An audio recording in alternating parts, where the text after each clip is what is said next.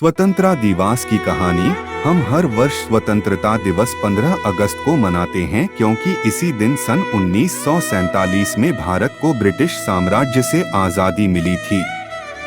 फिर 1947 में आज़ादी की घोषणा 14 अगस्त की आधी रात को क्यों की गई? इसकी बहुत ही दिलचस्प कहानी है। नई दिल्ली। हमें पता है कि भारत को आज़ादी 14 अगस्त 1947 की ठीक आधी रात में मिली थी। घड़ी के कांटों ने जैसे ही रात के 12 बजाए, भारत की आज़ादी की घोषणा हो गई। हालांकि हम अपना स्वतंत्रता दिवस 15 अगस्त को मनाते हैं।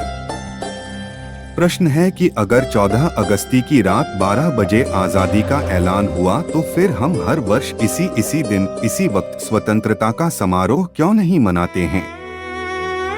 सवाल है कि जब एक देश की नई तकदीर लिखे जाने जैसा बड़ा काम हुआ तो फिर यह आधी रात में क्यों, दिन में क्यों नहीं? ऐसी क्या मजबूरी थी कि रात 12 बजे ही ब्रिटिश राज के हाथों से शासन की बागडोर भारतीयों को सौंप दी गई? भारत को स्वतंत्रता मिलने के आखिरी कुछ महीनों की कहानियां लिखने वाले दो विदेशी इतिहासकारों ने इन सवालों के जवाब दिए हैं। डोमिनिक लैपियर और लैरी कॉलिंस की पुस्तक फ्रीडम एट मिडनाइट हिंदी में आधी रात को आज़ादी के नाम से प्रकाशित हुई है। इस पुस्तक में बताया गया है कि आखिर 14 अगस्त की आधी रात को ही भारत को एक स्वतंत्र राष्ट्र घोषित क्यों किया गया। ज्योतिषियों ने दिया था ग्रह नक्षत्रों की स्थिति का हवाला। पुस्तक आधी रात को आज़ादी के लेखक कहते हैं कि इसकी वजह ज्योतिषियों की राय थी।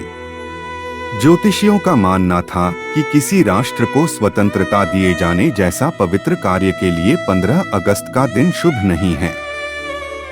उन्होंने बताया कि ग्रह नक्षत्र की स्थितियों के लिहाज से 15 अगस्त को इतना महत्वपूर्ण काम नहीं किया जा सकता है। उन्होंने ही बताया कि अगर 15 अगस्त की तारीख ही तय है तो इसका विकल्प निकाला जा सकता है।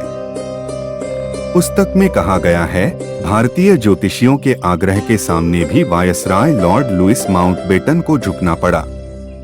लेखक कहते हैं, किसी भी राष्ट्र के आधुनिक इतिहास का प्रारंभ 15 अगस्त को करना कदापि उचित नहीं रहेगा। इस चेतावनी को बार बार दोहरा रहे ज्योतिषियों ने आखिर जो एक बीच का रास्ता सुझा दिया था। उनके अनुसार 14 अगस्त के दिन सितारों की स्थिति 15 अगस्त की तुलना में काफी बेहतर थी। लिहाजा 14 अगस्त 1947 की ठीक आधी रात को यदि भारत और पाकिस्तान नाम के दोनों राष्ट्रों को आजाद किया जाए तो यह हर दृष्टि से बेहतर साबित होगा। ज्योतिषियों के सुझाए इस विकल्प से वायसराय ने राहत की सांस ली और तुरंत यह प्रस्ताव स्वीकार कर लिया। माउंटबेटन ने हमेशा के लिए ले ली यह सीख। वायसराय लॉर्ड माउंटबेटन स्वतंत्र भारत के पहले गवर्नर जनरल भी बने। उन्हें इस घटना से एक बात का एहसास हो गया कि हर बड़े कार्य से पहले ज्योतिषियों की राय जरूर ली जाए। फिर उन्हें पता चला कि उनके स्टाफ मेंबर में कोई ऐसा है ही नहीं जिसे ज्योतिष विद्या का तनिक भान भी हो। फिर उन्होंने अपने प्रेस अताशे को इसकी जिम्मेदारी दे दी। आधी रात को आज़ादी में दोनों लेखक आगे कहते हैं, वायसराय ने मंद मुस्कान के साथ यह भी नोट किया था कि ज्योतिष विद्या पर उन्हें सही सलाह देने के लिए स्टाफ में उचित प्रबंध नहीं है। उन्होंने अपने सुयोग्य नौजवान प्रेस सलाहकार एलन कैंपबेल जॉनसन को अन्य जिम्मेदारियों के साथ यह जिम्मेदारी भी सौंपी कि महत्वपूर्ण मुद्दों पर हमेशा ज्योतिषियों से मशविरा कर लिया जाए।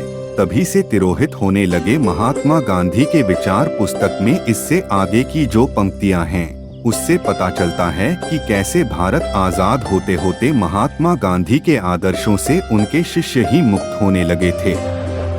लेखक कहते हैं, आजादी ज्यों-ज्यों नजदीक आ रही थी, महात्मा गांधी की छत्रछाया में पले सभी नेताओं को महसूस होने लगा कि महात्मा जी की बातें अवैज्ञानिक और देहाती हैं। वे भारत को भविष्योन्मुखी बनाने की अपेक्षा अतीत पर सम्मोहन की स्थिति में डाल रही हैं। वे नेतागण चरखे को भारतीय देहात का जागरण चिन्ह न मानकर उसे गांधी जी का खिलौना कहने लगे थे। गांधी जी के एतराज की उपेक्षा करके उन्होंने भारत के राष्ट्रीय झंडे के मध्य से चरखे को हटा दिया था। सम्राट अशोक के युगल सिंहों के बीच फंसे धर्म चक्र को राष्ट्रीय झंडे के बीच जगह दी थी, ताकि अशोक जिस शक्ति और आधिपत्य का स्वामी था, उसकी संकेत किरणें राष्ट्रीय झंडे से फूट सकें। आगे कहा गया है, गांधी शक्ति और आधिपत्य के प्रचारक नहीं थे। उनके अनुसार ये दोनों तत्व मनुष्य को हिंसा और पतन की ओर ले जाते हैं। वह तो आत्म जागरण और त्याग के प्रचारक थे। उन्होंने साफ कहा कि राष्ट्रीय झंडा देखने में चाहे कितना ही कलात्मक क्यों न लगता हो, उसमें हिंसा का जो संदेश छिपा है, उसके आगे मैं नतमस्तक कैसे होऊंगा। उन्हीं के द्वारा पोषित नेताओं और उनके बीच मतभेदों की अभी तो वह शुरुआत ही थी।